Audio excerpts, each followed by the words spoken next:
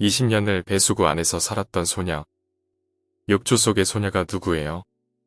4살 배기 딸 제시카의 달콤한 목소리가 복도에서부터 물어왔다. 난 당황했다. 아이가 순진하게 인터넷에서 아무거나 누르다가 성인 광고를 봐버렸다고 생각했다.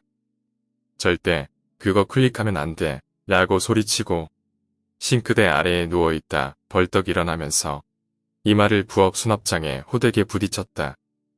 공포가 내 혈관에 아드레날린을 부어넣었고 난 거실로 뛰쳐들어갔다.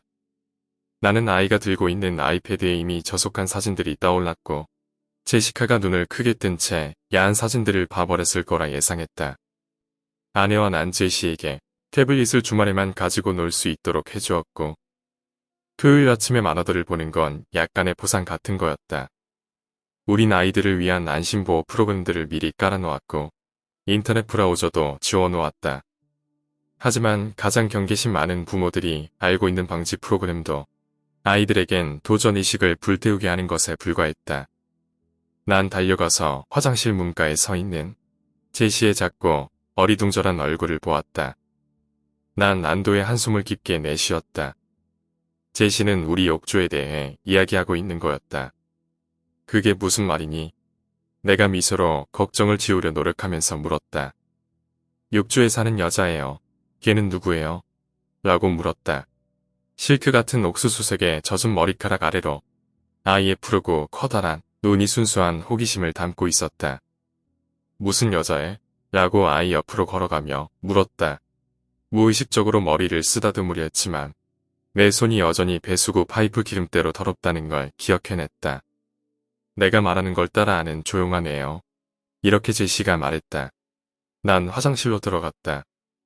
내 아내 과잉보 아버지가 걱정을 누그러뜨리라 하고 있었다. 난 목욕물이 방울방울 남아있는 빈 욕조 위로 몸을 기울였다. 내 눈길이 배수구에 머물렀다. 대충 직경 4cm 정도 되는 구멍이었다. 그리고 난 순간 요정이 배수구 안에 숨어 있는 걸까 따위의 잡생각을 한 뒤 고개를 흔들고 아이가 어떤 걸 들었는지 확신하면서 웃음을 터뜨렸다. 그건 메아리라고 하는 거야. 난 설명하기 시작했다. 소리는 음파를 타고 흘러가지. 그리고 음파가 반사되어 돌아올 때 그것들이 메아리가 되는 거야. 넌 내 목소리를 조금 뒤에 다시 들을 수 있는 거지. 마치 부메랑처럼. 제시가 고개를 끄덕였다. 그리곤 혼란스럽단 표정으로 눈썹을 찡그렸다. 부메랑이 뭐예요? 아이는 단어의 발음이 재미있다는 듯이 사랑스럽게 웃음을 터뜨리며 물었다. 난 미소 지으며 무릎을 꿇고 아이의 눈을 바라보았다. 다락방에 내가 어렸을 때 가지고 놀던 게 있단다. 아빠가 싱크대를 고치는 걸 끝내면 같이 나가서 놀자꾸나. 알았지? 아이의 눈에 기쁨이 어렸고 난 내 걱정들을 날려버리는 에너지가 채워지는 느낌이 들었다. 약속이요? 아이가 눈썹을 올리며 물었다. 약속할게. 9억 배수구는 우리가 몇 년 전에 이 집을 샀을 때, 그러니까 제시가 막 태어났을 때부터 말썽이었다. 내가 고용했던 2명의 배관공은 간단하게 문제점을 말하면서 5자리가 넘어가는 배관의 교체 비용을 불렀다. 그건 거절을 할 수밖에 없는 금액이었다. 아내와 난 이 집을 융자받아 얻은 것만으로도 전 재산을 다 쏟아부었고 그 이후로 배관을 고치는 건 내 작은 프로젝트가 되어 있었다. 난 싱크대 밑에 수납장으로 꿈틀꿈틀 들어가 급수 밸브가 잠겼는지 확인했다. 그리고 내 렌치를 이용해서 온 힘을 다해 여과기를 풀어내었다. 마침내 싱크대 밑에 유자관을 뽑아냈을 때 젖은 검은색 머리카락 덩어리가 내 얼굴에 쏟아졌다. 난 역겨움을 구역질을 하며 싱크대 밖으로 기어나와 악취가 나는 것들을 입에서 뱉어내었다. 난 그 길고 기름진 검은 머리카락 덩어리를 역겨움과 불신의 눈초리로 바라보았다. 그건 잉크 같은 검은색의 어마어마한 양의 머리카락이었다. 보이는 것만 20cm 길이는 되어 보였다. 전 집주인이 부엌에서 미용실이라도 했단 말인가. 그런 생각을 하던 순간이었다. 배수구 밖으로 삐져나와 있던 머리 뭉치 중 일부가 마치 뭔가가 빨아들이듯 배수구 안으로 들어가 마룻바닥 아래로 연결되어 있는 파이프 안쪽으로 사라져 버렸다. 난 공포의 목 뒤로 소름이 돋는 걸 느꼈다. 뭔가 아래에서 튜브 내용물이 흘러가면서 흡입력이 발생한 걸 거야. 난 이성적으로 생각을 하려 했다. 그리고 그 순간 난 비명소리를 들었다. 난 복도를 달려갔다. 오래된 나무 바닥이 내 발 디딤을 견디며 삐걱거렸고 난 화장실에 도착했다. 제시는 화장실 문가에 서서 팔로 몸을 감싸 안고 있었다. 아이는 흐느껴 울기 시작하면서 입술을 떨고 있었고 장밋빛 뺨을 따라 눈물을 흘리기 시작했다. 내가 아이를 안으며 말했다. 무슨 일이니, 제시? 내 어깨에 셔츠를 타고 아이의 눈물이 스며드는 게 느껴졌다. 제시는 크게 울면서 화장실을 가리키기만 했다. 난 화장실로 들어서면서 욕조 안을 바라보았고 뭐가 있는지 확인하고 그 자리에 얼어붙었다. 거기엔 2개의 길고 가느다란 손가락이 배수구 위로 튀어나와 있었다. 회색빛이 도는 갈고리 모양의 손톱과 물에 불어 터졌지만 불가능할 정도로 가느다란 손가락들이었다. 안개처럼 희멀건 손톱은 투명하도록 달아 있었다. 그것들은 사람의 것으론 보이지 않았지만 내가 지금까지 본 그 어떤 동물의 앞발도 아니었다. 그리고 난 저게 어떻게 저기에 있는지 생각하기 시작했다. 하지만 그때 그게 움직였다. 꾸물거리는 손가락들이 꼬아지더니 세라믹으로 만들어진 욕조 안쪽을 긁어댔고 그 기괴하게 높은 소리가 내 다리를 덜덜 떨게 했다. 그리고 일그러진 손이 배수구 밖으로 나왔다.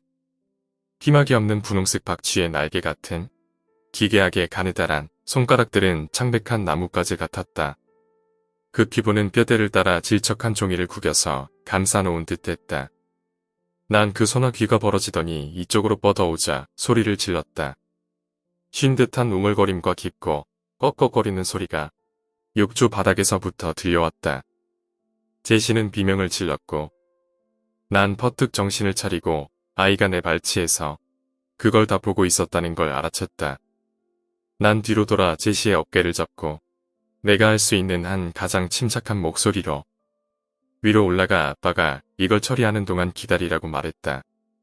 하지만 난 내가 뭘 처리할 수 없다는 걸 알고 있었다. 난 그 흉측한 발톱을 바라보며 뒤로 물러나 화장실 문을 닫아버렸다. 난 경찰을 불렀고 그들이 도착하기 전까지 긴장한 채 문을 바라보았다. 그러는 내내 그 그르렁거리는 소리와 축축한 살들이 욕조에 철썩하고 부딪히는 소리가 들려왔다. 출동한 경찰관들이 조사를 한 후에 야생동물 보호국 요원들이 출동했다. 난 그들이 저게 뭔지 알아내려 노력하는 동안 30분 넘게 거실에서 제시를 달래주고 있었다. 곧 그들은 떠났고 더 많은 사람들과 더 많은 차들이 도착했다. 야생동물 보호국의 배는 떠났고 구급차와 경찰차들이 우리 집 앞에 번쩍이는 빨갛고 파란 불빛들로 채우며 재빨리 들어왔다.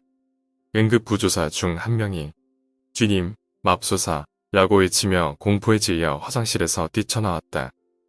곧 나와 제시는 밖으로 안내되어 며칠 동안은 호텔에서 머무는 게 좋겠다고 통보받았다.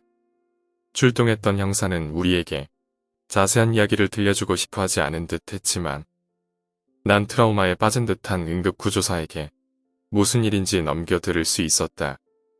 그는 우리가 택시를 기다리는 동안 우리 집 현관에서 어린애처럼 울고 있었다. 난 그들이 우리 집의 배수구 속에서 찾아낸 것들의 끔찍한 이야기를 들을 수 있었다. 그들의 조사에 의하면 이전에 살던 집주인은 욕조에서 심하게 일찍 태어난 조산아를 낳은 듯했다. 고의적이든 사고였든 간에 그 아기는 배수구 안으로 빨려 들어갔다. 그 조산아는 바닥 아래로 쓸려 내려가다가 구억 싱크대 아래로 연결된 배관이 만나 하수로 이어지는 교차점에 끼이게 되었다. 구억에서 쏟아져 내려오는 음식물 찌꺼기가 그녀에게 영양분을 주었고 살아있게 만들었다. 난 이야기를 들으며 온 몸이 저리는 걸 느꼈다. 내 다리가 무너지지 않게 온 힘을 다하면서 난 이야기를 마저 들었다. 그녀는 자라면서 기형적으로 변한 잇몸과 배수구 모양을 따라 원형으로 도단한 이빨을 가지게 되었고 그게 그녀가 먹이를 먹을 수 있게 해주었다. 그녀의 몸은 그 좁은 감옥에 갇힌 채 만들어졌다. 으스러진 채 구불구불하게 기형으로 길다랗게 상상도 못할 끔찍한 시간 동안 난 공포에 질린 채 그 응급구조사의 말을 들었다. 그녀는 그 배수구 안에서 거의 20년 이상 살아온 것이다. 이것을 삶이라 칭할 수 있다면 말이다. 택시가 도착했을 때 난 충격으로 몸을 떨고 있었다. 내 처음의 공포가 오였다는 걸 느끼면서 오늘 이야기는 여기까지입니다. 오늘 이야기가 재미있으셨다면 구독과 좋아요, 댓글 부탁드립니다. 댓글은 저에게 큰 힘이 됩니다. 감사합니다.